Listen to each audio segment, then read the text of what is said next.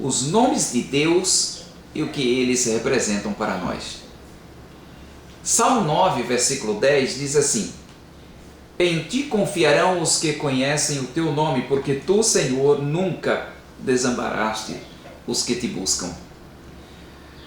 Em algumas ocasiões, Deus se queixa nas Escrituras de que o seu povo não lhe conhece. Por exemplo, em Isaías capítulo 1, versículo 3, em Jeremias capítulo 8, versículo 7, em Jeremias capítulo 9, versículo 3, Deus está comparando animais, Deus está comparando as aves de arribação dos céus, que conhece o seu tempo de migração, o boi que conhece o seu possuidor, o jumento que conhece o seu dono, mas ele reclama: o meu povo não conhece.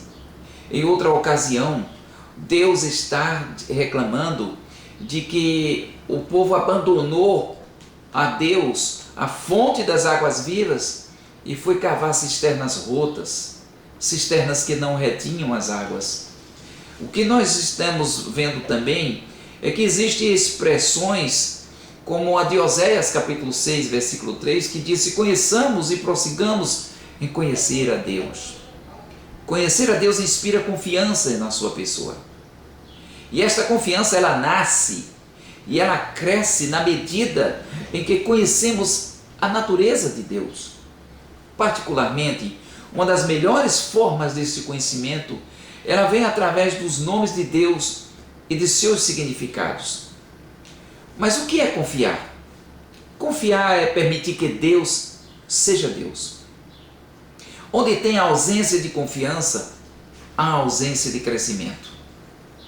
No livro de Hebreus, capítulo 11, versículo 6, disse que nós precisamos confiar no Senhor, que nós precisamos ter fé no Senhor. Então, ter fé é confiar. E confiar em quem? Em Deus.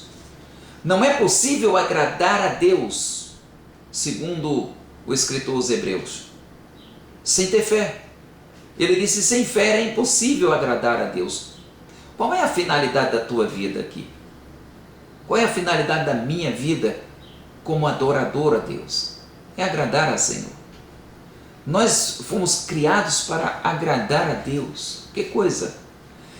Pois para acercarmos a Ele, para que nós nos cheguemos a Ele, se faz necessário que creiamos que Ele existe e também que Ele é galardoador, premiador daqueles que o buscam. As pessoas estão buscando mais as bênçãos do que o abençoador. Estão buscando mais as coisas do que o propósito de Deus. As orações, muitas vezes, elas são feitas mais no sentido de buscar propósitos humanos do que o propósito divino. A falta de confiança em Deus, ela indica uma debilidade espiritual. No Salmo 125 está escrito que aqueles que confiam no Senhor são como um monte de Sião, que não se abala, mas permanece para sempre. E essa confiança sólida como uma montanha, ela cresce à proporção que o nosso conhecimento vai aumentando. E o nosso conhecimento acerca de Deus, ela não vem adquirida através de leitura de livros ou pura e simplesmente de um curso teológico. Não é isso que estou falando. E nem é esse o propósito de Deus. O propósito de Deus em conhecê-lo é que nós nos humilhemos na sua presença. É que nós abramos a nossa Bíblia e vamos diretamente a buscar a vontade de Deus, a buscar o propósito de Deus para as nossas vidas. E eu quero te dizer uma coisa, e esse é o propósito divino, que você precisa conhecer o Senhor e prosseguir neste conhecimento. Quando você entra no seu quarto e fecha a sua porta, quando você dobra os seus joelhos ao lado da sua cama e você vai orar ao Senhor e vai pedir ao Senhor a sua graça e a sua misericórdia, e se esquecer talvez até de pedir coisas, mas interceder por pessoas da sua família, pessoas dos seus amigos, entre os seus vizinhos, entre os irmãos da sua igreja, entre aquele que está hospitalizado, aquele que está carente de alguma oração, de um pedido de oração. Nós precisamos ter muito cuidado com isso. Mas principalmente quando você entrar no seu quarto e que você quer conhecer a Deus e quer que Ele se revele a você, é você e Ele só. E é dizer: Senhor, eu estou aqui, eu me humilho aos teus pés. E dizer como o salmista Davi: sonda-me, ó Deus, coloca a tua sonda, como a Petrobras coloca a sonda para buscar petróleo no mais profundo do subsolo. Sonda-me, ó Deus, coloca a tua sonda no meu coração e vê se há em mim algum caminho mau, mas guia-me pelo caminho direito em favor do teu nome. Deus vai se revelar para você, e esta é a vontade de Deus. E para nós conhecermos e aumentarmos essa confiança, nós devemos conhecer também acerca dos nomes do Senhor. O que é que eles representam para nós? O que foi que o salmista disse? Em ti confiarão os que conhecem o teu nome. Sabe de uma coisa interessante que eu descobri na Bíblia? É que quando Deus se revelava para os antigos, como Abraão, por exemplo, em determinadas ocasiões, quando Abraão veio, por exemplo, da guerra para a libertação do seu sobrinho Ló e da sua família, a Bíblia Sagrada diz que aparece Melquisedeque do nada, no meio de uma estrada, com a mesa preparada com pão e vinho, e ele saúda como o Deus Altíssimo, e disse a partir daquele momento: bendito seja o Deus Altíssimo que deu vitória a Abraão. Abraão aprende mais uma faceta de Deus, o Deus que está acima de todas as coisas, o Deus Todo-Poderoso. Mais adiante, quando Deus pede a Abraão que vá sacrificar Isaac no Monte Moriá, e que Isaac lhe pergunta: papai, onde está o cordeiro? Aí ele cita um nome: Jeová Jiré. Deus proverá o cordeiro para o holocausto. Então, quando a gente olha os nomes de Deus e as revelações dos nomes de Deus, elas vieram na medida e na proporção dos problemas, das dificuldades, das lutas. O primeiro nome que nós vemos na Bíblia, que Deus se revela, é Elohim, Deus Criador.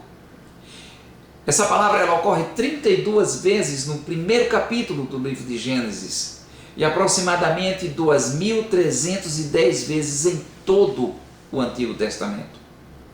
Elohim é quando Deus disse: façamos. Aleluia. E quando agora a gente vai ver também outros nomes, onde um prefixo, ora é um sufixo, ora vem antes do nome, ora vem depois do nome. E é interessante que o nome de muitos profetas na Bíblia Sagrada vem com esse prefixo ou sufixo El. El quer dizer Deus, o Deus poderoso, o Deus forte. Ele é usado em combinações com outros nomes. E à medida que nós estudamos a palavra, conforme usada nas Escrituras, nós temos que concluir que quase sempre o termo é qualificado por palavras ou descrições que definem a palavra posteriormente. O que vai definir aquela palavra? E essas descrições tanto elevam o conceito de El nas Escrituras, como também distingue o termo, conforme usado na Bíblia, de outros que poderiam ser assim nomeados. Desde o princípio do uso deste termo nas Escrituras, a intenção era distinguir o verdadeiro El, Deus, de todos os falsos deuses e de todos os usos do mesmo nome encontrado em outras culturas semíticas, em outras culturas babilônicas e assim assírias e assim por diante.